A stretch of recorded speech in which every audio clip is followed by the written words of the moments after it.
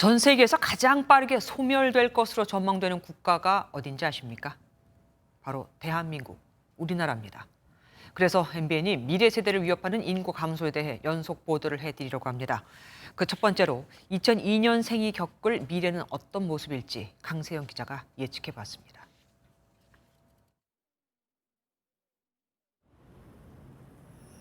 제 옆으론 가상인물 정민 씨가 서 있습니다.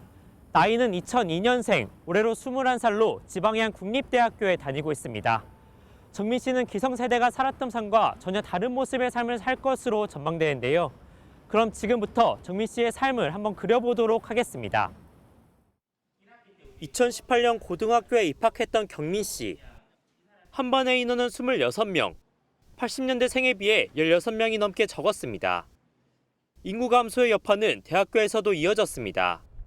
지방의 국립대학교에 입학했지만 정원보다 입학생 수가 적었다는 소식이 들렸습니다. 중학교 때는 24명에서 5명, 그리고 고등학교 때는 21명 있었습니다. 짝꿍이 없는 친구도 있었고, 그리고 반도 되게 널널하고 사물함도 남아가지고 2개씩 썼던. 시간이 흘러 2047년, 46살이 된 경민 씨는 지방에서 경기도로 이사를 결심합니다. 인구 감소로 지역 경제가 위축돼 더는 사업을 할 수 없기 때문입니다.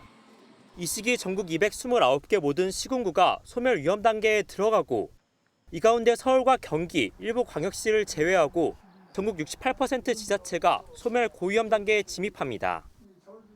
2057년, 정부가 예측한 국민연금 고갈 시기입니다. 정부의 지지부진한 연금 개혁으로 노년을 국민연금에만 맡길 수 없다는 생각을 떨칠 수 없습니다. 청년들이 내가 이제 연금 탈 때쯤 됐을 때 이제 연금이 눈앞에서 사라지는 거죠. 젊은 세대들이 이제 60 넘어가는 이제 노인이 됐을 때 부담이 덜한 건데 개혁 시기가 좀 분명히 늦었다. 2070년, 70대를 앞두고 있지만 일자리를 찾아다닙니다. 생산 연령 인구 100명이 부양하는 인구수를 뜻하는 총 부양비는 116.8명. 2022년 40.8명에 비해 3배나 늘어난 수치로 노년에도 출근을 해야 하는 세대가 됐습니다. 부양해야 될 인구가 늘어나고 복지 부담이 늘어나니까 세금도 늘어나고 기성세대가 만들어 놓은 우리나라의 사회 경제 구조 때문에 지금 출산율이 굉장히 낮은 상황이고, 어떻게 말하면 억울하다. 어린이들의 모습을 보기가 점점 더 어려워지고 있는 대한민국. 우리 주의 수많은 경민 씨를 위해 나서야 할 시간이 다가왔습니다. MBN 뉴스 강선입니다. 안녕하세요. 김주하입니다. 공정하고 신속한 MBN 뉴스, 유튜브를 통해서도 만나보실 수 있습니다.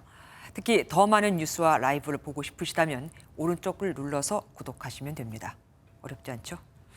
빠르고 정확한 뉴스로 계속 찾아뵙겠습니다. MBN 뉴스를 시청해 주신 여러분 고맙습니다.